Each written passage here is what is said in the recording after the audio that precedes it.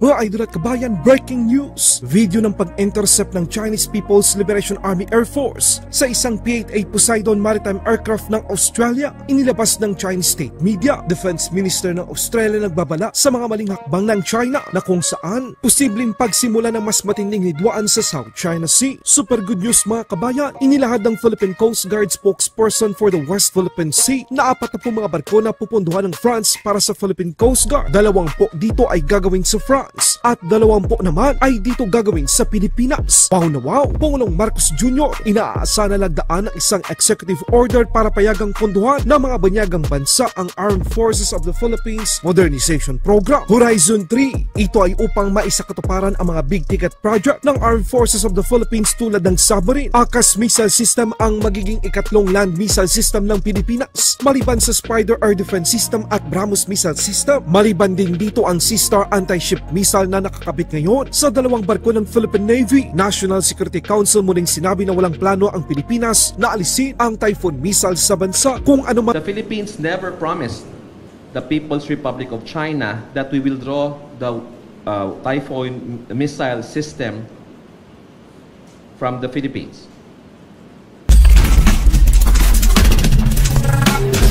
Matapos ang ginawang paglunsad ng flare ng isang Chinese People's Liberation Army Air Force sa isang P-8A Poseidon ng Australia, nagbabala ang Australian Defense Minister na ang ginagawa ng China ay isang provokasyon. Iginit ng Australia na ang kanilang ginawa ay isang lehitimong freedom of flight operation sa international airspace. Masyado lang talagang gahaman itong China mga kabayan dahil lahat na lang sa South China Sea maging ang West Philippine Sea ay gusto nilang sakupin. What's important to understand is that the proximity of the Chinese Air Force plane was so close that there's no way you could have maintained control over those flares, and there was a real risk that those flares could have hit our P-8 plane. Super good news naman mga kabayan, kinumpirma din ng Philippine Coast Guard ang 40 mga barko na mabibili ng gobyerno ngayon sa France. 20 dito ay gagawin sa France at 20 naman dito ay gagawin sa Pilipinas. Wow na wow! Ang 20 mga fast patrol boats na ito ay malaki ang maiambag sa ating ekonomiya sapagkat makikilala pa ang Pilipinas na may kakayahan at may kaalaman sa paggawa ng mga barko. Ang 20 mga barko na ito ay magiging made in Philippines. Dagdag pa dito, ang transfer of technology at ang know-how na ibabahagi ng France ay malaking bagay upang palakasin at isulong ang self-reliance defense posture ng bansa. Pabor ba kayo dito mga kabayan?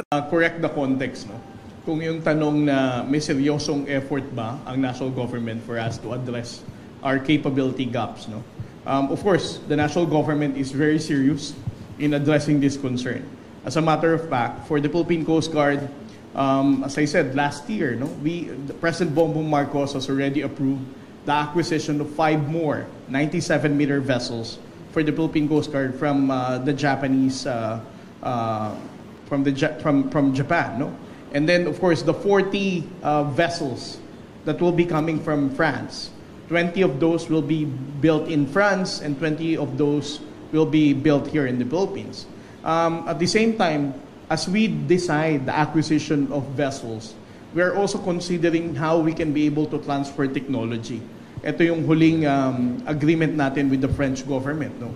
That's why out of those 40, 20 ang dadalhin dito gagawin dito sa Pilipinas to make sure that there will be a transfer of technology and we can also support the local shipbuilding for them to at least know the technical know-how in building Coast Guard vessels. Pangulong Marcos Jr. posibleng lalagdaan ng isang executive order ang pangangalap ng pondo mula sa mga banyagang bansa para sa Armed Forces of the Philippines Modernization Program Horizon 3. Ayon kay Armed Forces of the Philippines Chief of Staff General Browner, sila ay nakikipag-usap na rin sa mga local at foreign financing at sa katunayan ay meron ng mga alok galing sa mga ito. Layunin ng Armed Forces of the Philippines na mapunduhan ang mga big ticket projects na kanilang proyekto para sa Armed Forces of the Philippines Horizon 3 tulad ng mga fighter jets, submarine at marami pang iba. Ngayong pinagtutuunan ng pansin ng sandatang lakas ng Pilipinas ang pagkuha ng mga missile defense system na tiyak magdadalawang isip na ang sinumang bansa na subukang sakupin ang Pilipinas. Sa katunayan, ang mga ACAS Air Defense System ay magiging ikatlong uri ng land-based missile system na meron na ngayon ang Pilipinas. Maliban sa Spider Air Defense System na mula sa Israel at BrahMos Supersonic Cruise Missile na galing din sa India at Sea Star anti-ship missile naman na nakakabit sa mga bagong barkong pandigma ng Philippine Navy, ang BRP Jose Rizal at BRP Antonio Luna. Nasa bansa na rin ang Typhoon missile system at posibleng ilang mga HIMARS ng Amerika. Sa ibang balita naman, China monster ship lumayas na sa West Philippine Sea. Ayon sa Philippine Coast Guard, ang pinakamalaking barko ng China Coast Guard ay umalis na sa Baho de Masinloc. Ito ngayon ay nasa labas na ng Philippine Exclusive Economic Zone o West Philippine Sea. Sa ibang balita naman, National Security Council ng Pilipinas pinabulaanan ang mga paratang ng China. Nilinaw ni National Security Council Assistant Jonathan Malaya na walang ipinako ang Pilipinas na alisin ang Typhoon missile sa bansa. Now, on the issue of the Philippines reneging on commitments, alleged commitments, the Philippines never promised the People's Republic of China that we will draw the Typhoon missile system from the Philippines.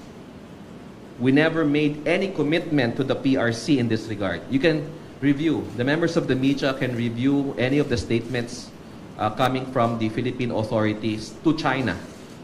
Okay, and you will never find any instance that I have spoken or Secretary Teodoro or Secretary Anyo has spoken, or even the Secretary of Foreign Affairs has said that we made a commitment to the PRC to withdraw those Typhoon missile systems. Statements coming from Beijing regarding the continued criticism of the Philippine decision to keep the U.S. Typhoon missile system here.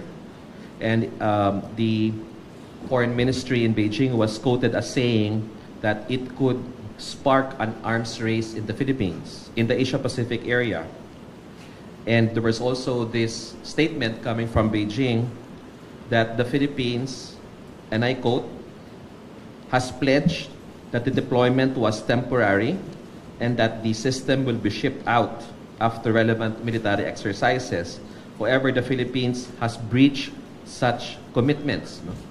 So, allow us to respond to that by saying that the Philippines has the sovereign and inherent right to upgrade its defense capabilities in opportunities which it deems appropriate. It is in the same spirit that we have not commented on Chinese missiles inventory, because we also believe that the PRC as a sovereign state has also this opportunity or responsibility to also improve their defense capabilities. I am referring, of course, to instances when the PRC has conducted what it calls as routine military training, wherein it deployed or tested some of their missiles, like the DF-17, the DF-21, and the DF-41. And the DF-41 has a range of 15,000 kilometers, which can reach beyond the Philippines and into the Pacific Ocean. At every specific instance that the PRC has conducted these tests, they never heard from us.